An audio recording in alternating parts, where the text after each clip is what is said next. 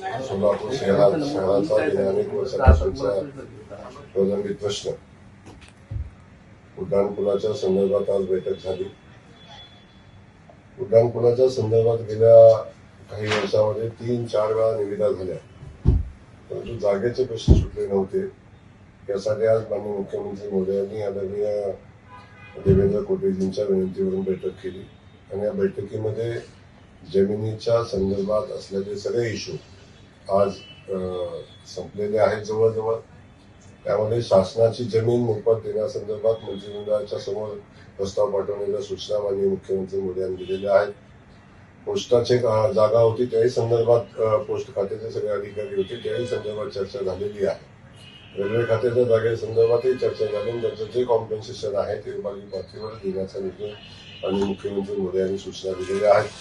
त्यासोबत ज्या ज्या गोष्टी आवश्यक होत्या त्या सगळ्या गोष्टी उड्डाणपुलाच्या संदर्भात जे निर्णय घेणं आवश्यक होते ते सगळे निर्णय आता झालेले आहेत आणि उड्डाणपूल होण्यातला सगळे अडथळे आता संपलेले आहेत. सन्माननीय देवेंद्र कोटेजींनी या संदर्भात मुख्यमंत्री मोदी यांच्याकडे सातत्यानं पाठपुरावा केला होता.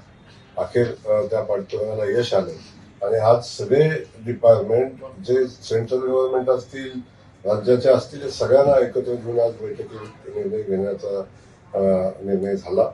येणाऱ्या कॅबिनेटमध्ये या संदर्भात सगळ्या जागेला विनामूल्य देण्याच्या संदर्भातला मंत्रिमंडळ निर्णय घेईल असाही निर्णय या ठिकाणी झालेला आहे. त्यामुळं येणाऱ्या काही दिवसात म्हणजे येणाऱ्या 1-1.5-2 महिन्याच्या कालखंडामध्ये त्याची प्रत्यक्षात वर्क ऑर्डर आता देता येईल आणि प्रत्यक्ष कामाला सुरुवात होईल अशा पद्धतीची परिस्थिती आज निर्माण झालेली आहे. या निमित्तानं सोलापूर शहरवासियांना या आनंदाची बातमी देताना मला मनापासून आनंद होतो, कारण सोलापूरचा उड्डाणपूल हा सोलापूरकरांच्या जिव्हाळ्याचा विषय आहे. त्यासोबत सोलापूर शहरातल्या पाण्याचा जो विषय होता गेल्या अनेक वर्षापासून सोलापूर शहराला रोज पाणी देण्यासंदर्भातला विषय आहे. समांतर पाईपलाईन झाली, समांतर पाईपलाईन नंतर पाटणीच्या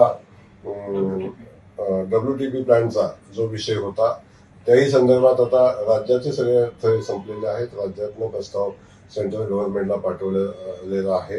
लवकरच त्यालाही मान्यता येईल आणि तोही विषय मार्गी लागेल. परंतु सगळ्यात महत्वाचा विषय जो सोलापूर शहराच्या दृष्टीने महत्वाचा आहे, दुहेरी पाईपलाईनचं पाणी आलं तरी सुद्धा शहरातल्या इंटरनल पाईपलाईनची व्यवस्था जोपर्यंत आपण बदलत नाही तोपर्यंत शहराला रोज पाणी देणं शक्य नाही.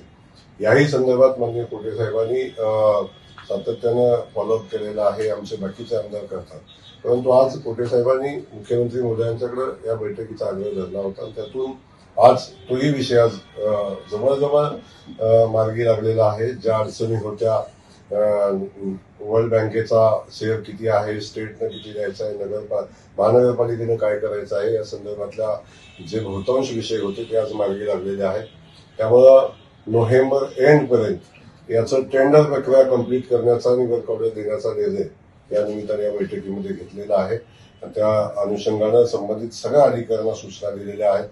खास करून IT पार्कच्या जागेचा विषय होता, याही संदर्भात आज चर्चा झाली आणि IT पार्कची जागा जी प्रशासनानं सुचवलेली आहे जलसंपदा खात्याची जागा आहे, ती ही जागा जलसंपदा खात्यानं विनामूल्य कलेक्टर ऑफिसला किंवा MIDC ला हँडओव्हर करण्याचा निर्णय झाला आणि त्या 7 दिवसामध्ये ती जागा हँडओव्हर करण्याच्या सूचना माननीय मुख्यमंत्री मोदी यांनी जलसंपदा खात्याला दिलेल्या आहेत. त्यामुळे तोही प्रश्न आता मार्गी लागेल आणि जागेचा विषय मार्गी लागल्यानंतर IT पार्कच्या पुढच्या कामाला सुरुवात होईल. त्यानंतर विमानतळाचा विषय होता की विमानसेवा सध्यास्थितीत बंद आहे.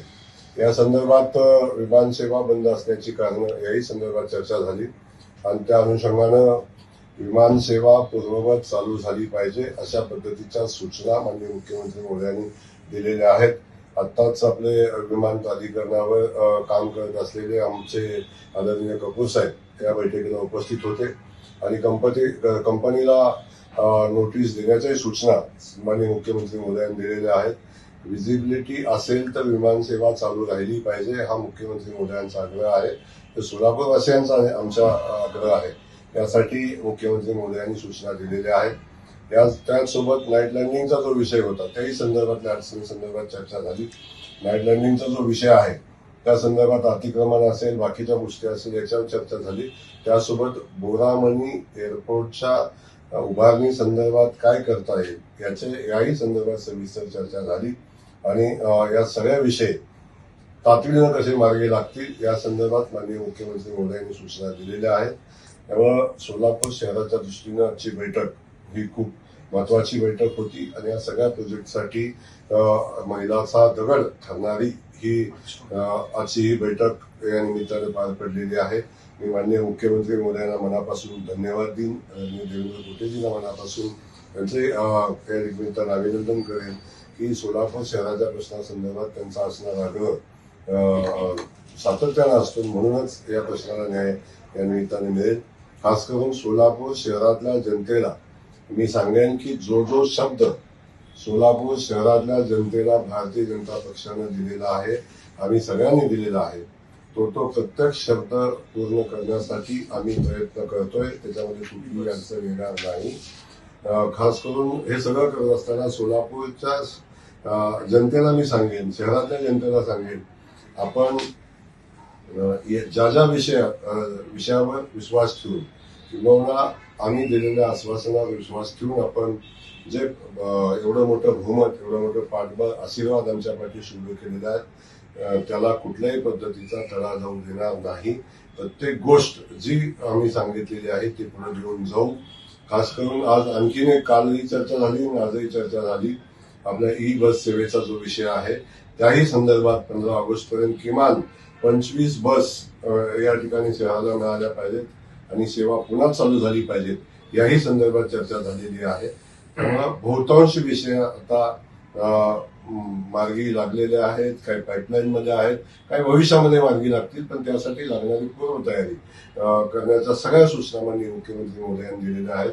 मी पुन्हा एकदा माननीय मुख्यमंत्री महोदयांना मनापासून धन्यवाद देईन आणि सोलापूरच्या जनतेला आश्वस्त करेन की आम्ही कायम आपल्या सेवेत राहू.